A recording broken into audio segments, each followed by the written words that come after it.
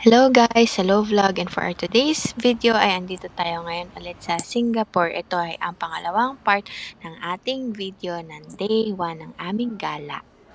Kung makikita ninyo ay nasa Wink Hotel na kami dito sa may Upper Cross Street malapit sa may Chinatown.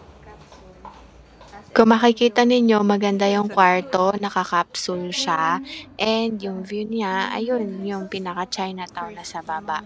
So, bago kami umalis para sa aming next activity ay kumain muna ako ng samosa na binili ko pa kagabi. Pero okay lang, masarap pa rin siya. Vegetarian siya, patatas yung laman. Dito na kami sa labas, galing kami dun sa hotel, and maghahanap kami ng kainan. Sasamahan nyo kami. Chinese New Year ngayon dito sa Singapore, kaya daming mga... So, yung tour namin na yan, nagkataon na malapit na yung Chinese New Year. Kaya naman, since Chinese community din ang Singapore at marami ding Chinese dyan, so ayan, naggawa sila ng mga design dyan. And also, yung dragon, di mawawala yan. Makikita nyo napakarami na nilang parol or lantern dyan. May bawal ka doon. Kaya nga, tinatanong ko na lang kay...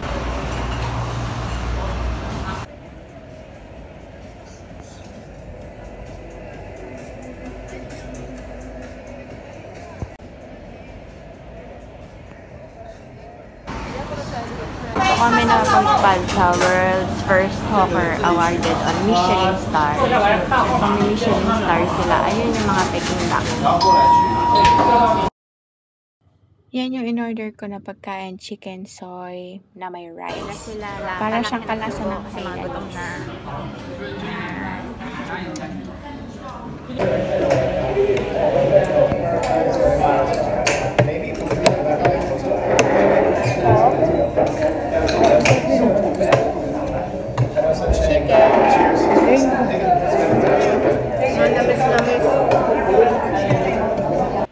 Pagkatapos yan ay naglakad-lakad na ulit kami papunta doon sa MRT station. Pero bago yan ay nakakita sila ng ice cream na parang shop, ice cream kiosk.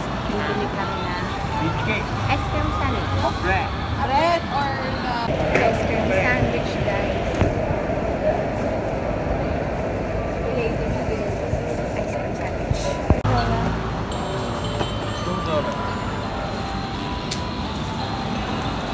Peppermint 有没有？没有啊。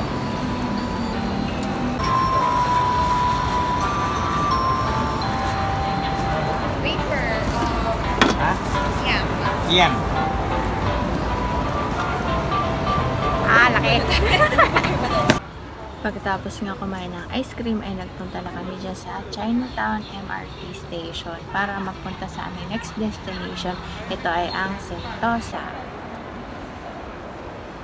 Hindi na kami pumila para kumuha ng card dyan kasi meron na kaming EasyLink card. So, ginawa namin, nagtanong na lang kami dyan kung pwede na yung nabili namin and sabi na kami ay pwede na. So, dumiretso na kami sa pila, papunta sa train. Yan, makikita nyo dito sa video ng dyan. And ayun na yung train na sasakyan namin papunta sa Skyline Beach, Singapore. Kami sa loob ng SkyTrain Sentosa.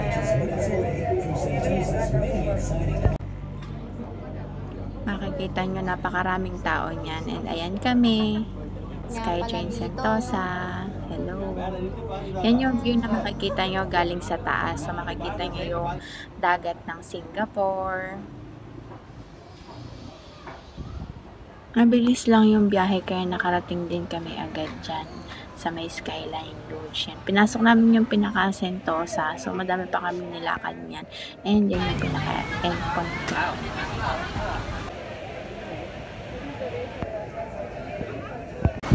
Nag-book kami via Klook. So, madali lang yung naging proseso namin. Mas maganda din pag nag-book na sa Klook para alam nyo yun. Tansyado nyo na rin yung pinaka-budget ninyo. So, madali lang kami nakakuha ng passes namin. Papasok niyan. And, yan na kami sa first stop. So, makikita nyo yung pinaka-sakayan. Diyan kami sasakay mamaya pagpabalik na. Pero first, ay kukuha muna kami ng aming safety helmet. It's a must na may safety helmet Hindi kami makakasakay kung wala niyan. Ito na po kami. Sakay na kami ng Skyline Lounge.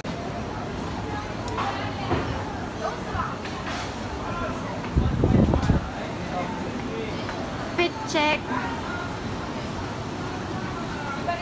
Char. At dahil bawal nga ang magdala ng kahit anumang gadgets habang nag-activity kami dyan, ay nagpa-picture na lang kami. Binayaran namin yan. So, mura lang din naman yan. Carry lang. And yan, yung souvenirs, ilan yung kasama ko sa taas. Nakailang rounds din kami ng taas-baba niyan bago kami nag-end up dun sa mismong pinakababa sa beach. At inantay na lang namin yung sunset. So, makikita nyo madami pa rin pila kahit hapon na.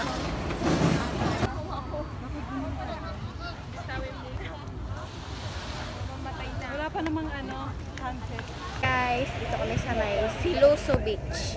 Siloso siya. Charot. Yan, no?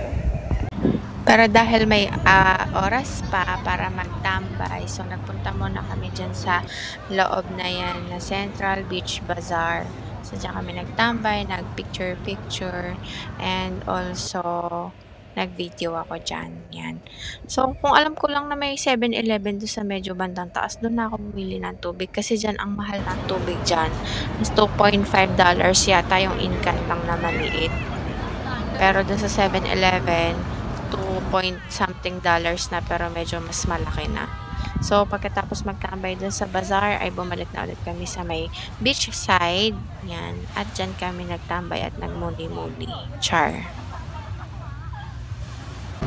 At nung medyo madilim na nga, ay nag-decide na kami na maglakad-lakad na ulit pataas. And yan, nakita na magagandang lights dyan.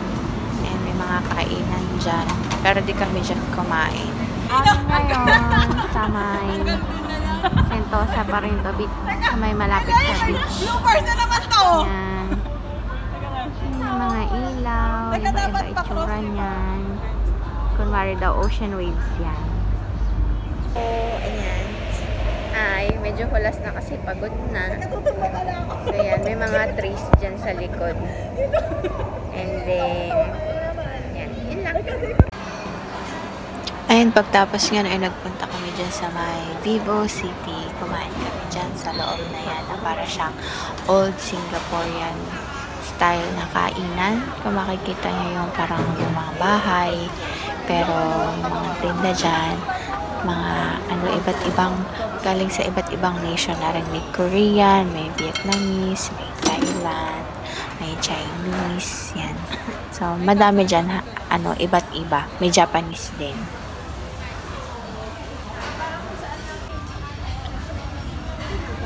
And may nakita akong kakaibang dyan, pagkain.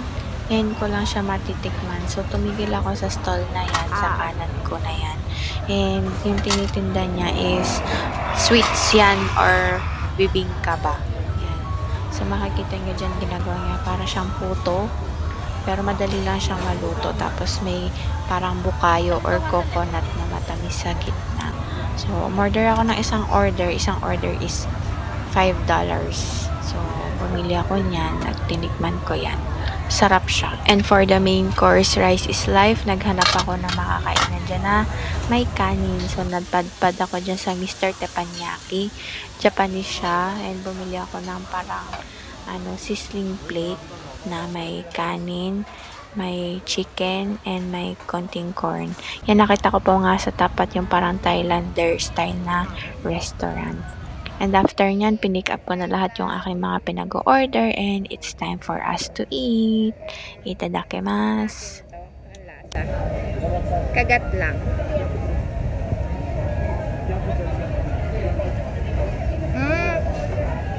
Parang puto pero dry. Sarap. Coconut ang loob.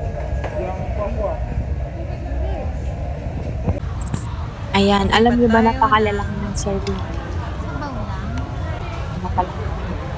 Ni Elaine. Yan, mga nila, share nila sa amin ni Joji. Yan. No, sulit na sulit yung bayad mo kasi nakakabusog yung per serving.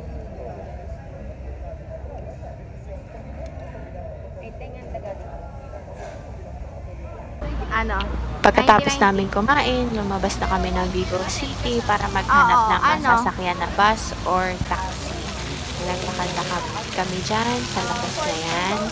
Nakita namin yung dancing fountain and yung kanilang mga design for Chinese New Year. Ayan, na kami sa loob ng taxi and yan, makikita nyo yung streets ng Upper Cross papuntang Chinatown.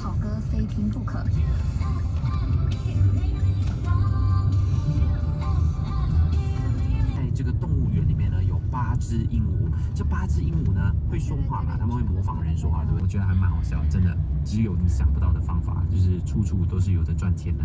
这个院方之。So, lumabas pa kami ni Joji pagkarating namin ng hotel para bumili ng pagkain namin para sa kinabukasan kasi may another tour na naman kami. Tsaka gusto din namin makita yung itsura ng Chinatown na yan sa gabi nang hindi kami nagmamadali. So, ayan, yung dragon may ilaw. And mailaw din yung mga nila, palamuti or lantern sa streets.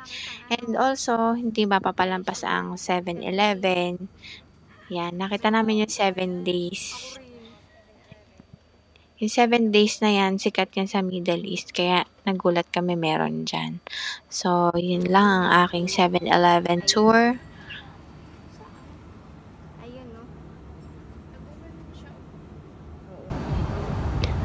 At pagkatapos ng aming 7-Eleven tour, ay nagpunta naman kami dyan sa labas na papuntang Chinatown.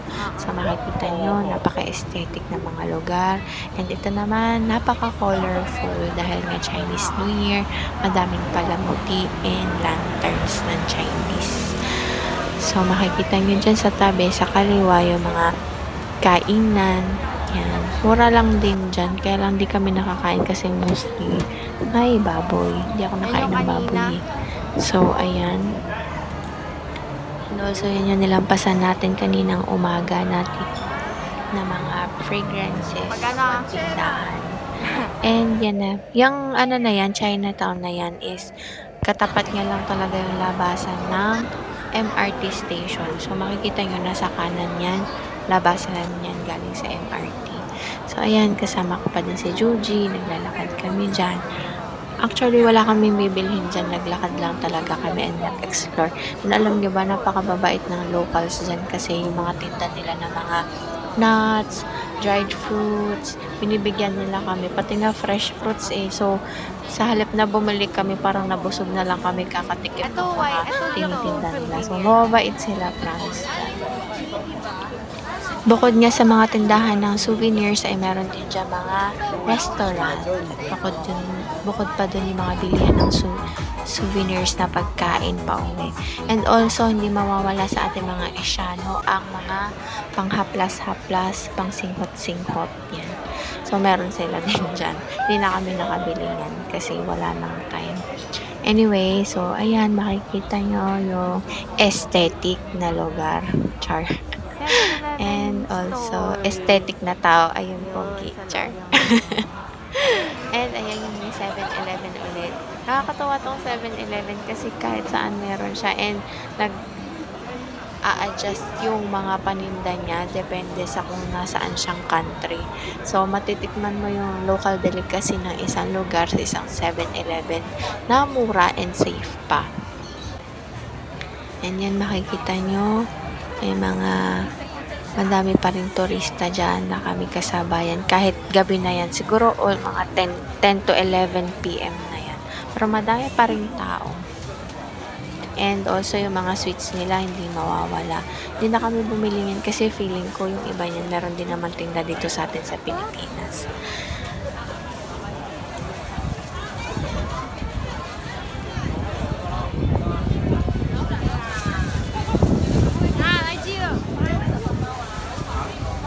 Yan, medyo malayo-layo pa rin yan nilakad namin. Pero sulit naman kasi nakita namin yung halos kalahati ng Chinatown na yan. So, madami din